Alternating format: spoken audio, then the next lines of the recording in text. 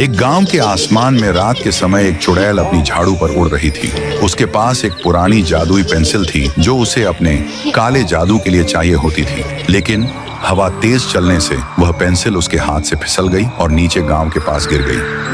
सुबह एक गरीब राइस्टार जो कि प्रसिद्ध चित्रकार था, जो हर दिन अपनी पुरानी कॉपी और पेंसिलों से कुछ न कुछ बनाता था। राइस्टार की रोजी रोटी ड्राइंग से चलती थी। उसे वह पेंसिल रास्ते पर पड़ी मिली। राइस्टार ने उस पेंसिल को उठा लिया। राइस्टार के लिए एक पेंसिल हीरे के बराबर थी। एक लिखावट को देखने के लिए आंगन में राइस्टार ने एक खूबसूरत फूल का चित्र बनाया और वह असलियत में जमीन से उगाया। राइस्टार हैरान रह गया। वह समझ गया कि यह पेंसिल कोई आम पेंसिल नहीं है, बल्कि एक जादुई पेंसिल है। फिर उसने अपनी जिंदगी सुधारने के लिए चीजें बनानी शुरू की। खाना, कपड़े, पैसे और भी जरूरत की चीजें। धीरे धीरे जादुई पेंसिल की बात पूरे गांव में फैल गई। राइस्टार मशहूर होने लगा। सब लोग उसकी चित्रकारी के दीवाने बन गए। लेकिन एक दिन उसके घर पर एक सेनापति आया और राइस्टार से बोला, राजा जी को अपनी पत्नी को जन्मदिन पर तोहफा देने के लिए एक अजीब सा दिखने वाला पेड़ का चित्र चाहिए। राजा जी का आदेश है कि तुम वह चित्र बनाओ। राइस्टार ने चित्र बनाने के लिए हाँ कह दिया। सेनापति वहां से जाने के बाद राइस्टार पेंसिल लेने के लिए टेबल पर आया। वहां दो पेंसिल रखी हुई थी,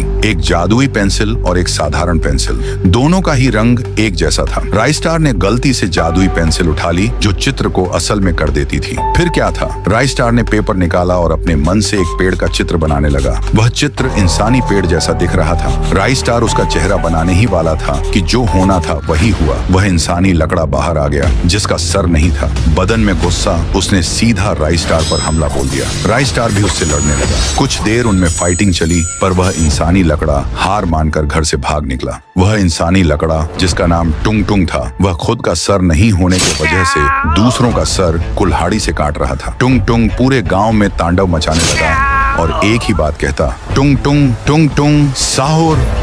राइस्टार जब गांव के अंदर जाकर देखता है तो उसके सामने लाश ही लाश बिखरी पड़ी थी। राइस्टार पूरी तरह से टूट चुका था। उसे लगने लगा कि ये सब मेरी गलती की वजह से हुआ है। दूसरी ओर वह चुड़ैल अपनी जादुई पेंसिल को ढूंढते ढूंढते राइस्टार के गांव तक आ गई थी, जिसकी आंखों में गुस्सा कूट कूट कर भरा हुआ था। उसे बस अपनी पेंसिल चाहिए थी। अब क्या करेगा राइस्टार? वह दोनों तरफ से फंस चुका था। आगे क्या हुआ देखने के लिए सब्सक्राइब करो और एक लाइक ठोक के पार्ट 2 का इंतजार करो।